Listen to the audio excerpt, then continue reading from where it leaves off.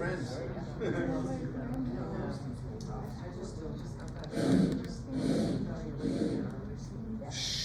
Hello, everyone. Thank you for coming. This event is sponsored by the LGBTQIA+ and allies of Woodland Pond Resident Interest Group that meets on the fourth Tuesday of every month right here at 2 p.m. And we've had other interesting speakers, including the director of the LGBTQ sector of Kingston. And now we have other people from the LGBTQ sector of Kingston to come and educate us and talk to us and answer all of our questions. And I will introduce them to you and then just turn it over to them. So first we have Fred Mayo, who you know. He's been here many times before.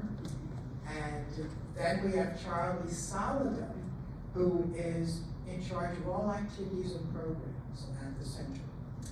When he came to Woodland Pond, I guess for the first time was when we had our mixer, our dinner and our mixer. He got so frightened, his hair turned orange.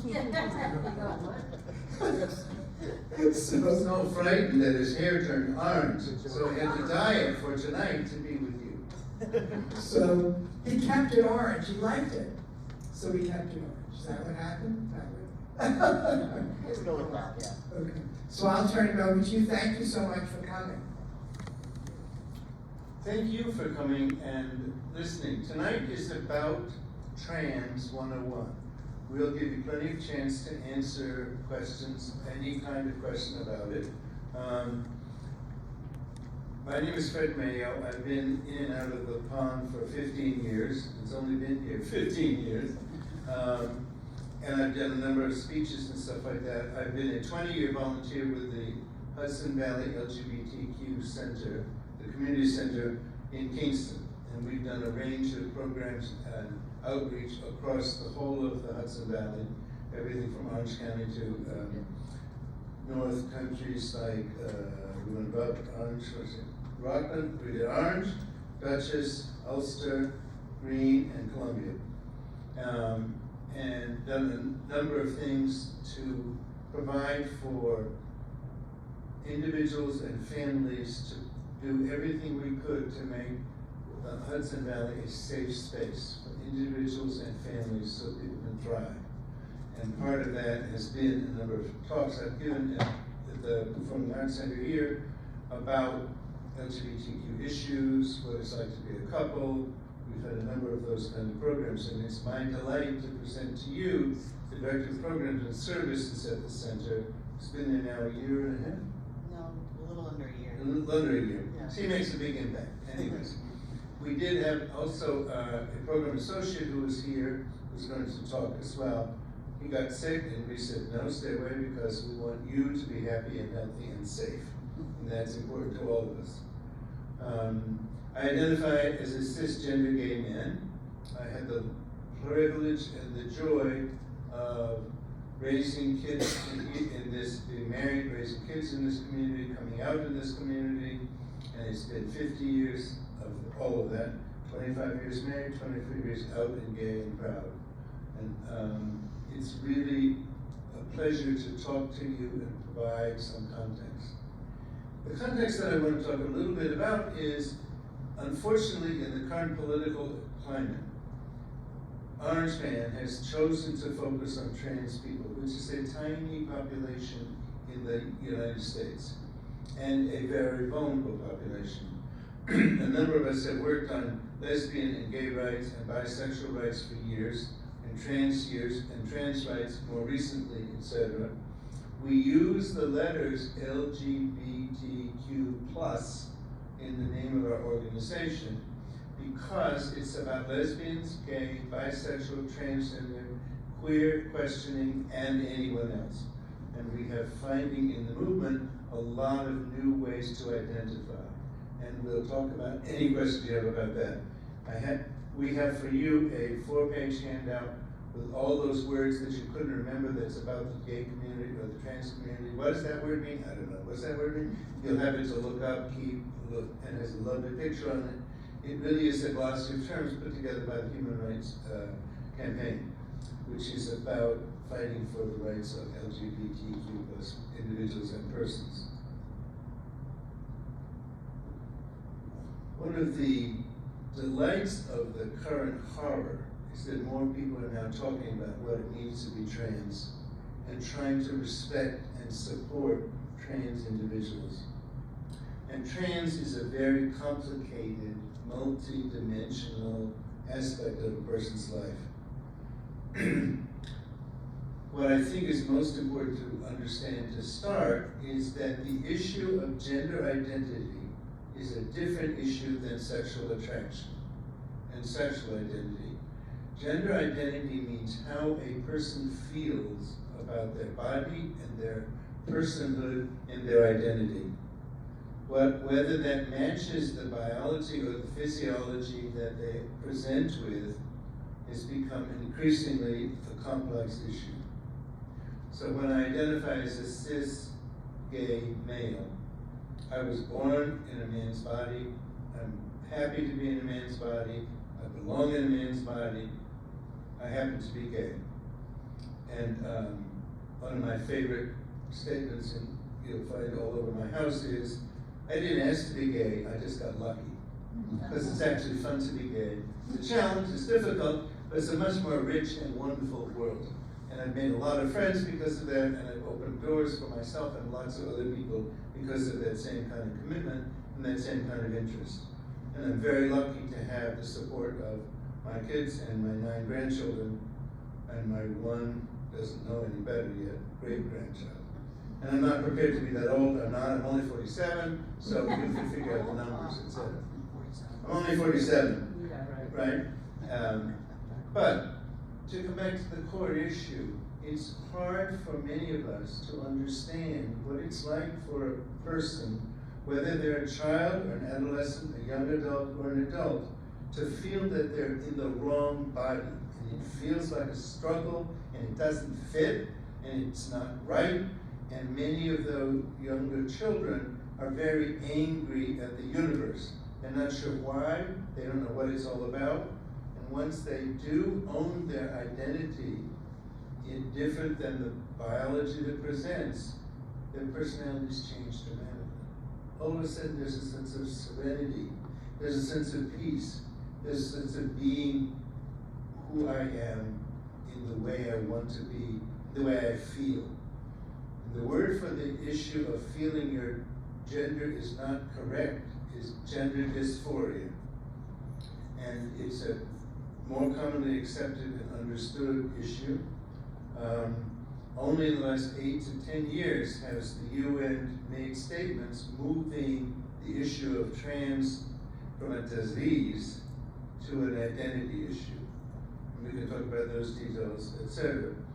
More important it is to understand that in this country, more and more children, adolescents, adults of all ages are claiming their true identity.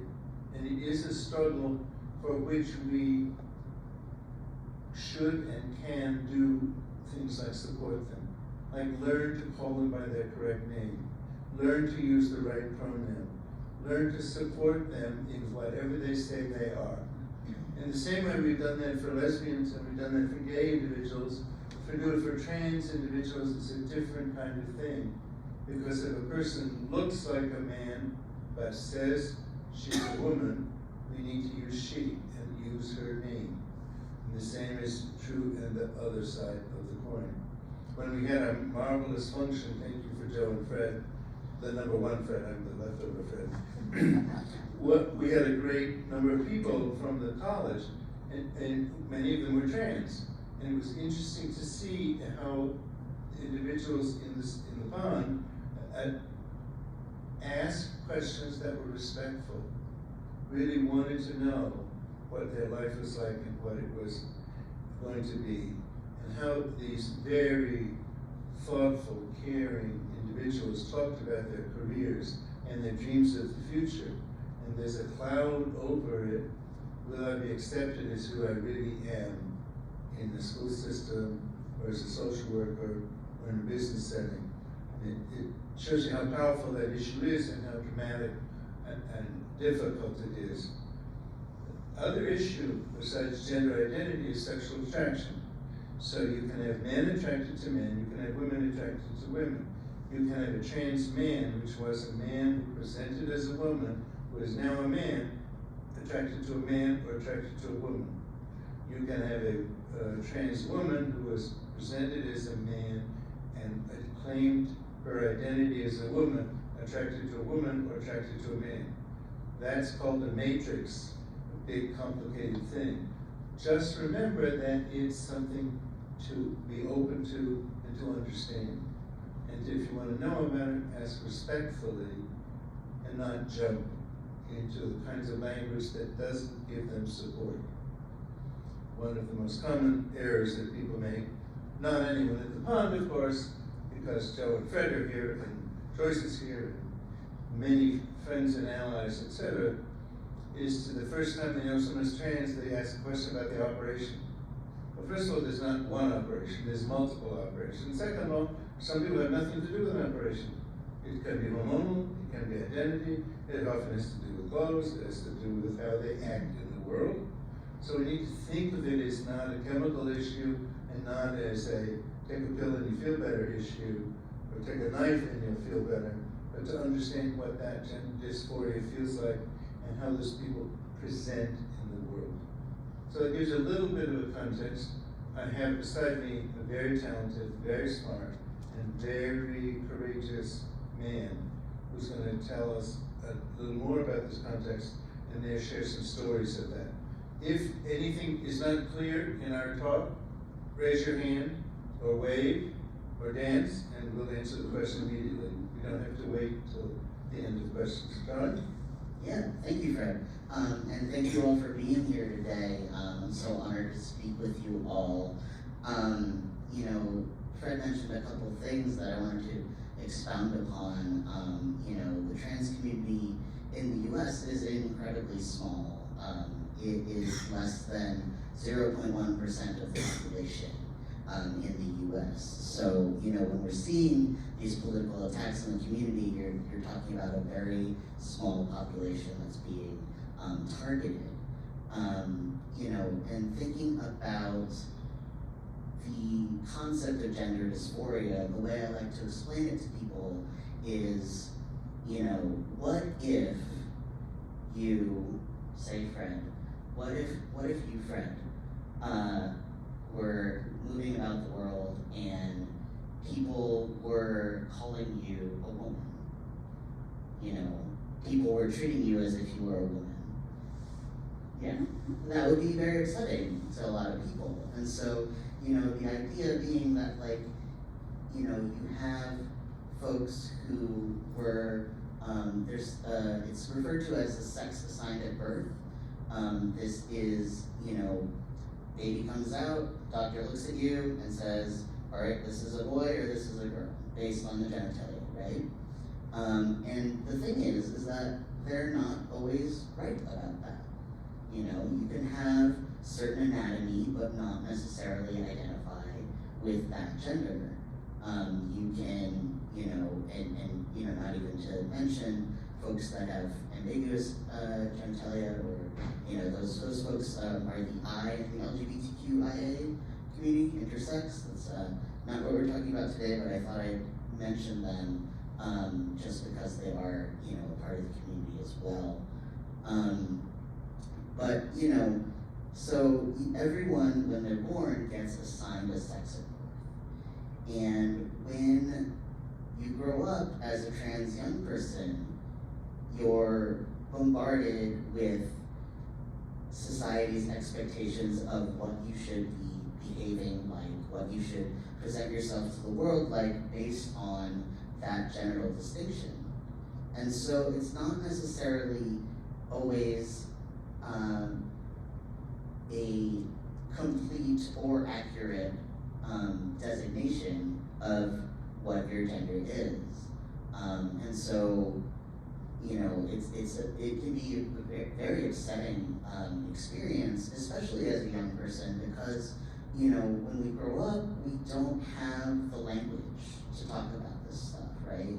Like, you know, the representations of trans people that I grew up with were on shows like Jerry Springer, or, you know, those sensationalized talk shows, or, you know, on police shows where, you know, trans people were always getting, you know, were always the victims of violence. And so learning that and absorbing that growing up, I was like, oh, there's no way I could never possibly be that, even though, you know, I gravitated towards, you know, when you go to McDonald's and they give you the Happy Meal and they're like, oh, do you want a boy toy or a girl toy? I always wanted the trucks. Absolutely every time. I wanted the Hot Wheels, I wanted the boy toy, and, you know, that was how I grew up. But I didn't have any sort of framework for understanding that, that there was this dissonance between how I was assigned and how I was raised, and how I actually felt inside. You know, my parents were, you know, being like, oh, you know, this is probably just a phase, like, they'll grow out of it, it's not a big deal, you know, they're a tomboy, all that stuff. And then as I got older, they became less tolerant of me exhibiting masculine behavior. So, you know, I have an older sister, she's 2 years older than me, and she would, my parents would tell her, oh, like, oh, you have to tell them how to dress. You have to tell them, like, how to be a girl, basically.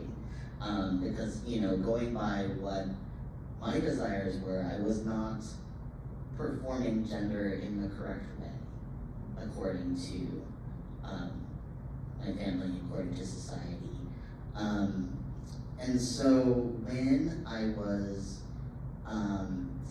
in college, I came out in 2006, so it's been a little while since I've been living in the world as a man. But back when I was in college, you know, those shows, those talk shows, they really only focused on trans women. So they only, you know, focused on the experience of folks that were assigned male at birth, but then, you know, identify as women, want to move through the world as women. And so I was like, oh, that's what transgender is. Like, that is the entirety of the trans experience, right? And then so when I got to college, my girlfriend in college had a best friend who was a trans man. And I had no idea that that was even possible. You know, I had no idea that transitioning to a man was even, you know, anything that you could possibly choose for yourself. And, you know, to be clear, being trans isn't a choice, but to transition is absolutely a series of choices. You know, there's the social aspect of changing your name and your pronoun. There's the, you know, medical aspect of surgeries and hormones. There are a lot of different ways that we can choose to be gendered people in this world. And so, you know, looking back, I was like, you know, I found out that, you know, my college girlfriend's best friend was a trans man, and I became so curious about his entire life. I was like, just tell me everything about how you're doing what you're doing. I was just like, you know, I just think it's cool. I just think that, you know, you're so brave and all that. And then it took a few months to click and be like, oh, this is why I care about this so much. Because I had no idea that this is a possibility that I could choose for my life. And so learning about him and learning about his experience made it possible for me to imagine that for myself. Laverne Cox refers to elder trans folks as possibility models for young people, that, you know, it's not necessarily a role that you're fulfilling, it's just the idea of having the possibility of, you know, what you could grow up to be. And so, you know. Can we stop here and just make sure we fill in? One of the things that's hard for some people is to understand what words you use. A trans man is a woman who has transitioned to being a man. born as a woman, identified as a woman by parents and doctors, but is now a man. And therefore, you always refer to him and he. A trans woman is a person who was presented as a girl, right? I mean, as a boy, right? And who now identifies as a girl. So that you use the she and her and expect the clothing to match that new identity. And it's really the gift you can give a person who is going through transition or is in transition is to refer to them in their identified state or their identified gender. So a trans man should be called a man, treated like a man, and be part and act in the way he sees being a man. A trans woman should be treated as a woman with the pronouns and the deference that you use to treat a woman. Yeah, you always, if you believe nothing else from this talk, I'm going to die on this particular grammatical hill, is that, you always want to emphasize the person's current gender, the gender that that person wants to be perceived as, wants to move through the world as. So regardless of what, if they were, what they were assigned at birth, a trans woman, you refer to as a woman. A trans man, you refer to as a man. And that can be, incredibly affirming, particularly for folks who are early on in their transition. They may not necessarily look how you might expect a woman or a man to look, but it can be such a source of joy, particularly for those folks who don't, pass in the gender that they want to be. It can be such a source of joy to hear your chosen name and your chosen pronouns be reflected back to you. Yeah. So where was I? I was in college. Sorry. Yeah, no, the thing is that this is back in, 2006, and I was in college. I was 19 years old, and there were no community resources available to me. So my process of coming out to myself as trans was a very lonely experience. It was, staying up late at night, reading, all these forums and message boards about being trans, and, again, being like, oh, I'm just so interested in this lifestyle, I'm just so curious. But, it turns out that people who are cisgender don't necessarily stay up all night and read stuff about trans people. So. I do now, but that's because I'm involved. Yeah. So, I came out, this was in Boston, I went to Emerson College, and I came out to my girlfriend first, and then to my closest group of friends, and,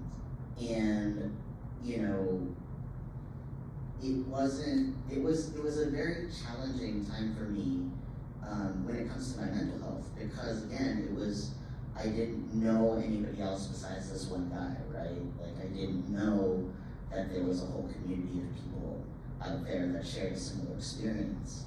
So, in my mind, I really was afraid of what it meant to be trans in this world. What does it mean to move through the world as a trans person? And I was terrified. And I had nobody to talk to about it, nobody to talk to about it who got it, who understood, until I ended up moving back home from college and going to the community center in the city, in New York City, and there was a group there for folks who are, another word for somebody who's transitioned to male is transmasculine. That sort of identifies more of a spectrum of masculinity. Some people don't necessarily identify as man or woman, but they might identify as masculine. And so I just remember being so terrified, but going to the center, and I push the door open, and there's like 30 trans men in the room. And I was just so shocked. I was so elated, honestly, to understand that, you know, just the experience of describing what I was going through and looking around the room and seeing folks nod in recognition. And that was just so powerful for me as far as being able to accept myself as a trans person. And so, you know, one of the reasons I talked to Richard about this plenty of times, but one of the reasons— Richard being the executive director of the LGBTQ Community Center. Yes. Richard's the CEO of the center. Yeah. In Kingston.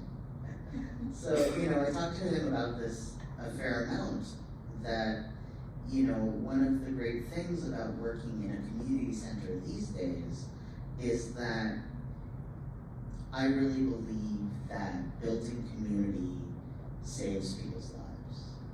You know, having access to folks who understand what you're going through and, you know, are able to give you that care and that affirmation, reducing isolation, really, it saves people. So, you know, that's why I am so grateful to do the work I do these days in building community and getting folks together. I think that's a really important point. You may know that gay people are lesbian, and you know how important in their coming out process community is, etc. I came out 8 years before you, but I was raised as a Yankee New Englander, and I'm still a Yankee New Englander.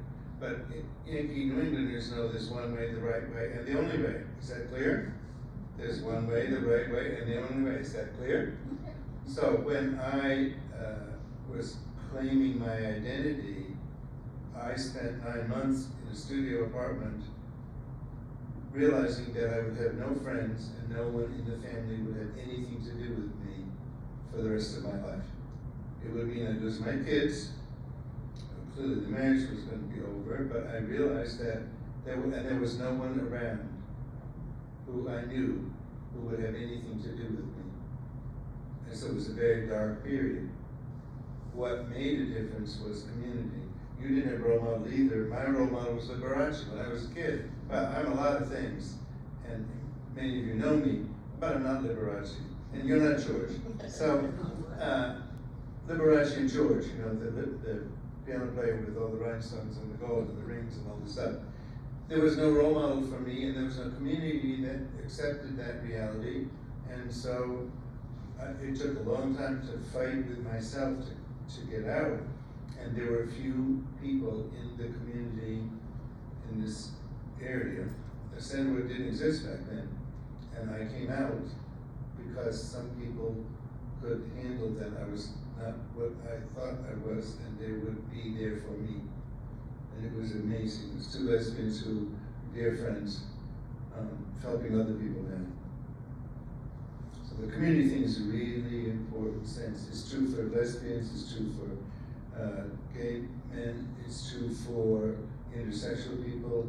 The horror, other than the trans population, is the bisexual population, because people don't understand what that is. They think there's no one bisexual, they're just not yet willing to say they're lesbian, or not yet willing to say they're gay. That's wrong. Many people are right in the middle, and they're equally attracted to men or women, and God bless them. I'm attracted to men, and to men, and to men. Very different. I'm purely gay, and I played a role as a happily married man with kids. But the community is important.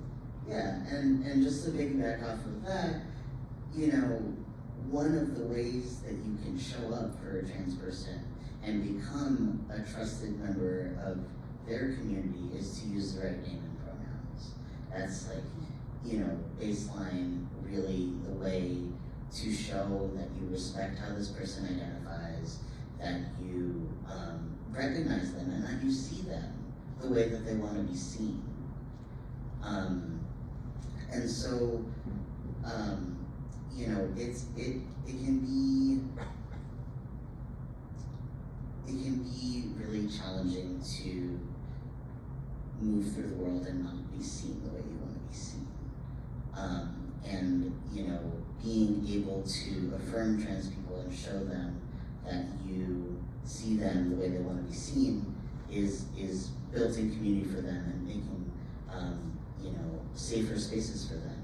And, you know, just a bit about young people. There were studies done about transgender young people. I believe Listen was part of this study. That's the LGBT organization that works predominantly in schools. And they found that for transgender young people, the presence of just one affirming adult in that young person's life drastically decreased the risk of suicide. Drastically. And so the more people that a young person can get in their life that affirms them and sees them, the better chance they have to become trans adults and be, you know, members of their community that are supported and loved and affirmed. And the context for that is that the largest single demographic population of suicide in the teenage years are LGBTQ kids. So let's stop and are there questions that you have that we can answer? Are there things that are? You said you came out first to your, all right. You said you first came out to your girlfriend. Is she still part of your life? I mean, not necessarily. I mean, this was many years ago. Every so often, like, you know, we follow each other on social media. Every so often we touch base and it's like, how are you? How are you doing? She lives out in California now. But, you know, I always have her to thank for that, like, extremely vulnerable period of my life. You know, no matter where I go or what I do from now on, you know, she was central to my understanding of myself. And I'm indebted to her for that. Other questions? Eileen? I have a story, and I guess there's a question with it too. When I lived in Cleveland, my children were, let's say, 4, 3, and 1. And we had neighbors, and the neighbor's family had a boy who was maybe 5, and then the little girl who was 4. And she would follow her brother. I mean, this is 57 years ago. Yeah. And she would follow her brother and say, I am a boy, I am a boy, I am a boy.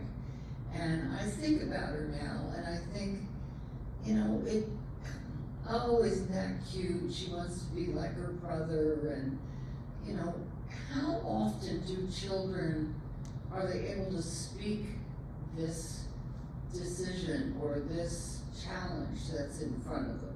It's a great question. And there is a spectrum of how people can speak that. Some kids know that and they speak it.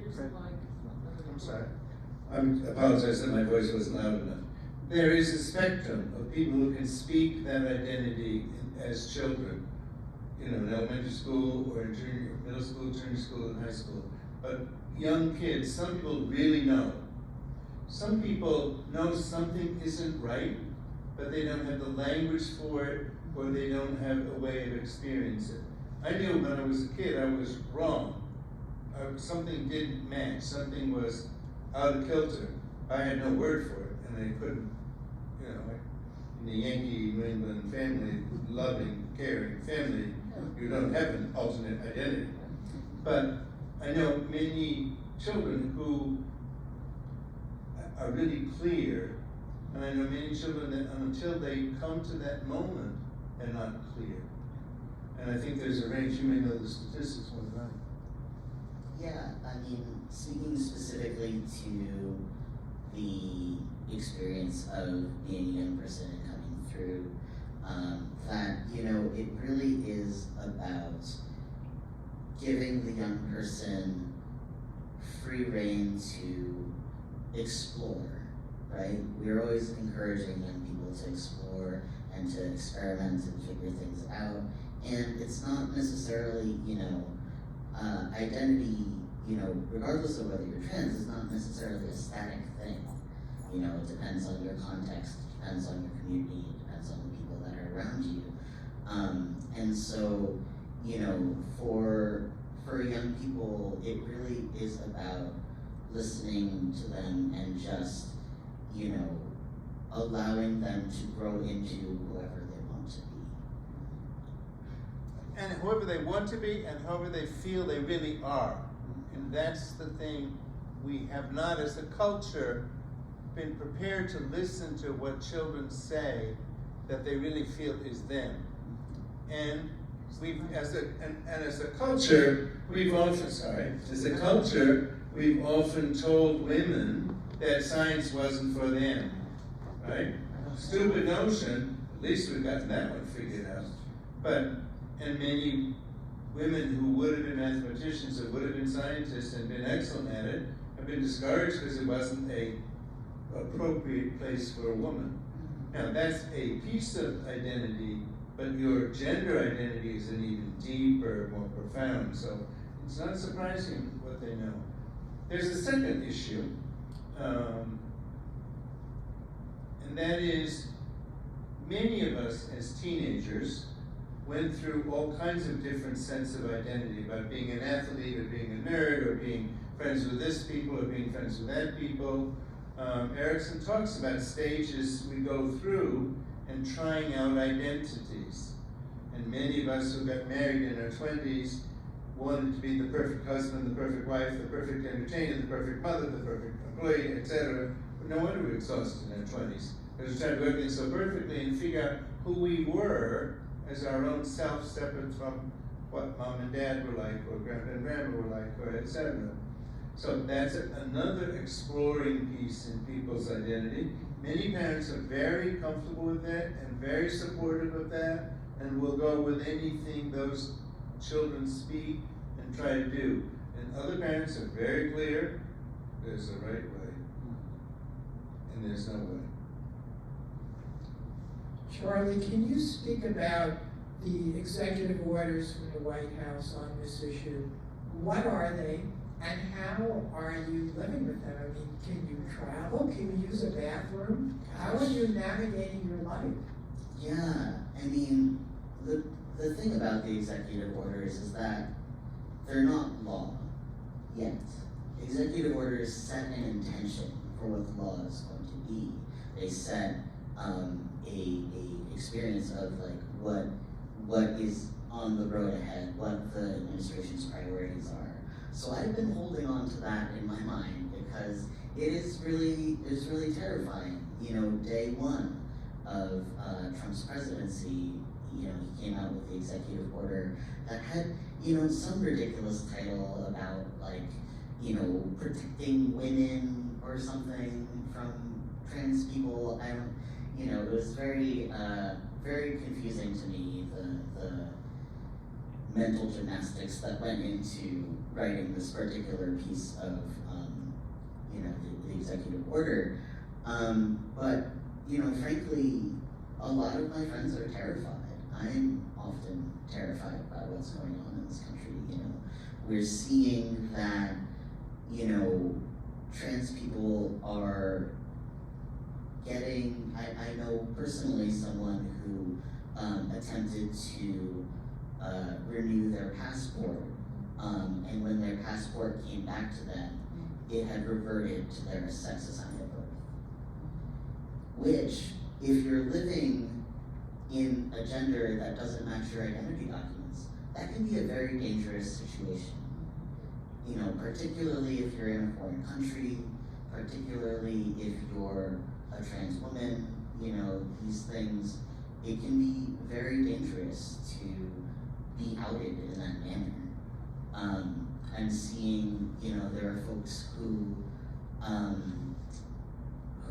are having, there are reports of folks having trouble getting back into the country after being abroad, after traveling, particularly folks who have an X gender marker, which is a designation that is neither male or female, that is a, you know, pretty recent ability to do that, is to have an X gender marker, but we're finding that these administrative challenges on the federal level are really impacting people's quality of life. And there was just recently an article that came out about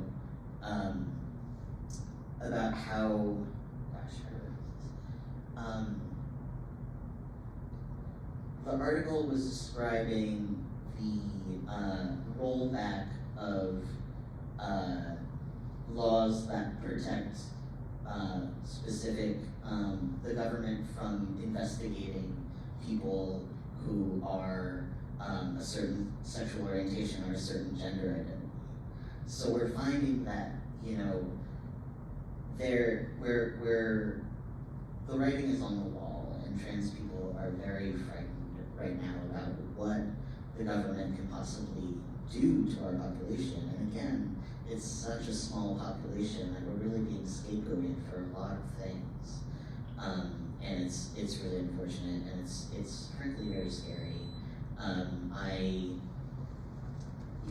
I really need to focus my energy on, not paying too much attention to the news, because it can be really frightening. And I, lean into things like building community, and lean into, things at work, because that is, actively combating, in these culture wars that we're in, actively, seeking out and creating safe spaces for people, because the government is making it increasingly less safe for trans people to exist in this country. Thank you. I have two things. One is a comment and one is a question. The comment, to continue what Joe was saying, is some of the laws in some of the states that have prohibited gender-affirming care. A friend of mine, her grandson, who's a trans boy, is living in Texas, and the family moved to Colorado because the boy couldn't get gender-affirming care. But the question I have, and this may sound dumb, but I don't know. No dumb. Oh, okay, thank you. Not at the pond. Okay. In terms of gender-affirming care for older people, is that possible? Are there older people who go through hormonal treatments, who have surgery, and is there a risk versus with younger people? Or could you talk a little bit about that? Sure, yeah, no, that's a great question. I know gentlemen in their 60s and 70s that just started hormones.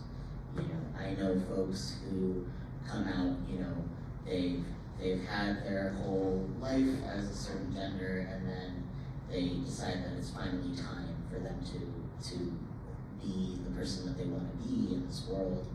And so, part of that process is, seeking out gender-affirming care. When it comes to surgeries, it's not particularly dependent on age necessarily, as it is dependent on health, overall health. So if you are, 70 years old and you go running every day and you're, generally very fit, then you're, a particularly good candidate for surgery.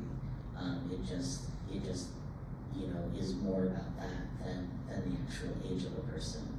I've heard some anecdotal conversation around how, the hormonal changes don't happen as fast or as profoundly as they expected because of starting hormones later in life. I started on testosterone therapy when I was 21. And so I had the benefit of, many, many years of being, medically affirmed in this context. And so, but I definitely know folks who are in the community who, are much, much older and are just coming to realize themselves for the first time. And so it's not necessarily, hormones and surgery aren't necessarily contraindicated because of age. Any Other other questions? questions? Did you? I want to just add to that piece, if there's no pressing questions. We have a number of volunteers at the center who are trans persons, right? Some are trans men, some are trans women. And what's fascinating, and many of them are older, what we would call more mature, more experienced. And it's very interesting how the individual treatments are not just hormonal or biological or chemical, but also learning how to dress in the other gender, and how to talk in the other gender, or what to do with hair in the other gender, or what to do with makeup or not makeup. And it's really interesting to watch those of us in the center help some of those people learn to be in that other gender in a social situation or a presenting situation. And it's all over the map. We just love whoever's there and treat them well and honor that. And some of us have taken some of those people aside and said, would you like some help in buying clothes? Would you like some help in, I mean, some people know about sweater sets and some people don't know about sweater sets.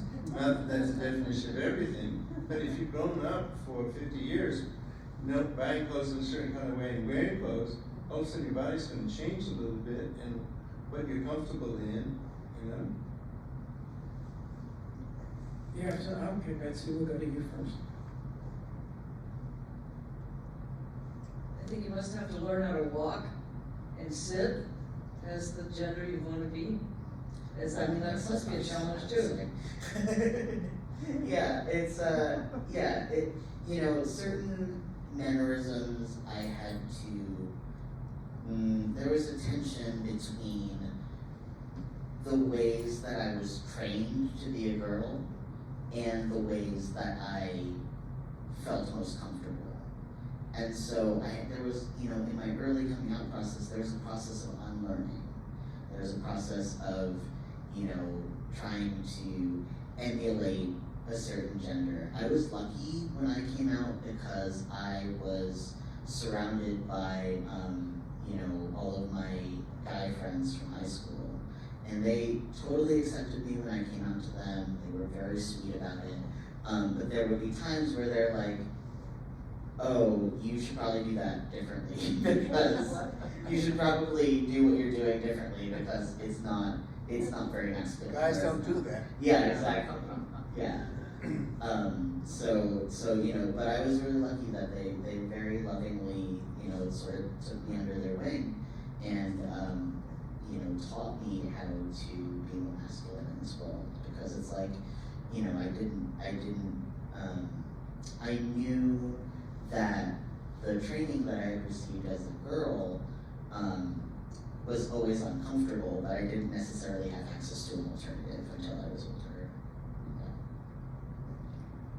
We have some allies in our group. By the way, anyone is welcome to come to our meetings who have grandchildren who are LGBT. Do you have any advice for them about what they should or shouldn't do? Oh gosh. I'm trying to think back to what I would have needed when I was a kid, and really it's about listening and believing children when they say who they are. I think that as elders, it can be really tempting to tell kids, you don't know what you're talking about, you have no idea. But the intrinsic sense of self is something that young people understand. And so, I believe that it's, really important to believe children when they tell you something about themselves. Should you ask questions? Should you say to them, what do you think your identity is or your orientation is? Well, it depends on the age of the kid. I think that's a great question. I would say there's two words to remember, and this comes out of our experience at the center. We used to run a PFAG group, which used to be called Parents and Friends of Lesbian and Gays. And there was a period of time when a dear friend of mine ran that group every Wednesday, and every month there was at least a grandmother, grandfather, aunt, uncle, brought a kid, or brought one of their children, or one of their grandchildren, because all of a sudden they said, where do I know how to do this? And two things. One is listen to what that kid says and how they say it. The other half of listening is listen to their behavior, what they're comfortable with, what they're not comfortable with. They'll clue you in. And the second part is love them. Hug them. Use the name that they present with. You know? Be there for them in whatever way. Stumble, it's okay. You show them you love them, it's fine. They want to know you're there in their corner, no matter what happens. Just like when they fail at baseball, or when they did a bad job of jacks, because they couldn't flip them the right way, or they can't do hopscotch, or they can't do double jump, right? You still pick them up. You still say, this is a little thing, we'll go with you, we're here. Listen to them and love them. And it carries a long way. You want to say something? Oh, no, I think that was a nice package. Any other questions? We'll stay around for a little bit if you want individual questions, and we have a present for you. Thank you. I saw a piece on TV about a trans girl, and they showed photographs of her as a very young girl, and she was all girl, and now she wants to play soccer, but she can't play on the girls' team because she's a trans girl. So she was actually playing on the boys' team, dressed there in her comfort level. And I'm thinking, how are other teenagers, how do they absorb this? How do they treat a trans girl who's now playing on the boys' soccer team because she can't? Yeah, I think that, you know, it depends on the school, it depends on how affirming the school situation is, how much the school administration supports that young person, because it can be, you know, again, like really isolating to be transgender in a school of cisgender folks. And so, you know,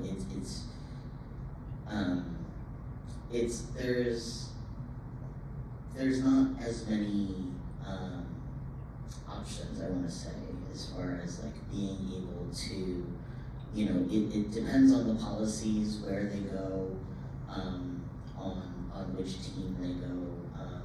But you know, a lot of people, you know, since we're touching on the sports bit, a lot of people have issue with trans women participating in women's sports. You know, that's something that people, and it's driven by a misconception about what it is to be a trans woman. You know, it really, there are, when you look at trans athletes in particular, you know, first of all, the idea that a trans woman would be a cis girl or cis woman in sports is a deeply sexist notion. You know, it's sexist. Deeply sexist. Yeah. In that, you know, they're like, oh, this person has a men's body, of course they're gonna dominate all this stuff.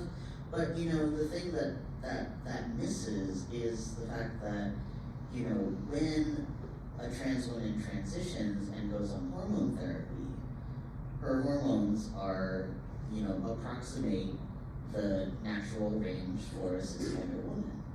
And so it's not necessarily a hormonal advantage to, you know, because of the balance of testosterone being different. There's a really beautiful movie that is based out of Thailand, I believe, that I saw when I was young and coming out to myself. It's called Beautiful Boxer, and it's about a kickboxer in Thailand who comes out as trans and then still tries to compete at kickboxing. But the thing is, she starts hormones and she starts to lose more often. And so, you know, there's things about muscle mass that change, there's things about fat distribution that change. And that's, yeah, your proprioception of your body, you know, it's like, people refer to it as going through a second puberty, because it's like your body is changing so drastically based on hormones, so, yeah, it's really, there's a lot of, misunderstanding about what it is to be a trans woman and how that impacts their athleticism. And I want to put it in perspective as well. That's really absolutely right. There's a lot of research studies about that, how the chemistry changes in the bodies. It's not well rooted about and not well published because it's very scientific and hard to understand. However, school systems that support kids playing different things, boys can play field hockey, girls can play soccer. Hello, my granddaughter in the high school here, she plays soccer. She's a girl, probably will always be a girl. She's fine with that. She's a cisgender girl, etc. But there's boys and girls in schools that are supportive of that and support it and encourage it, etc. It's getting into the college sports and real professional competition where it gets really hairy, and the Olympics is a major issue. What I would say is watch that, read about it, and learn about it. It's a wonderful thing to know more about. And realize that a certain number of political spokespersons make a big thing about a little issue. And the one that makes me angry is the discussion of bathrooms. We could solve that very simply if we made every bathroom in every school system, in every college, and every public setting, all stalls. They do it in Europe, no big deal. So you're in the stall, no one knows it. Take the urinals out, put more sinks in. Everyone washes. I've never known that a man or a woman washes their hands differently, right? We want to make sure everyone washes their hands. We want to but we're making a big thing out of a little thing for political attention. Yeah, and Think that trans people deserve our love, our understanding, our acceptance, and you will go a long way to making the world better for all of them and all the other people around them. We need your last comment you will make, John? Oh, I was just going to say, people get really up in arms about the language of like a gender-neutral restroom. And I just wanted to remind everyone that you have a gender-neutral restroom in your home. You forgot to put the sign up, but it's there. Yeah, it is a toilet that is for use for anybody's gender, and that's something that people tend to forget. We put signs at the center in Kingston just because we want to make sure that people understand this is gender neutral in every one of your apartments. So you are very supportive since all your gender neutral bathrooms are in your apartments. And I think that's a wonderful thing. Charlie and I would like to thank you for coming. We appreciate the interest. This is a continuing issue. We'll come back in a year and be very different. The executive actions are being fought by a number of organizations, including the ACLU and others, Land Illegal, etc. A number of them you've been reading in the news in all of the changes. Some last, some change the next day, some change a week later. It is a statement of intention that's about trying to create political enemies. It's not about caring for people. And caring for people is what Woodland Pond is all about. Caring for people is what LGBTQ+ people are all about. And thank you for caring enough about something you don't know to be a better supporter and ally of trans individuals. Thank you for coming. Thank you all so much. Thank you both very much for coming. And we have handouts if you are interested. Yep.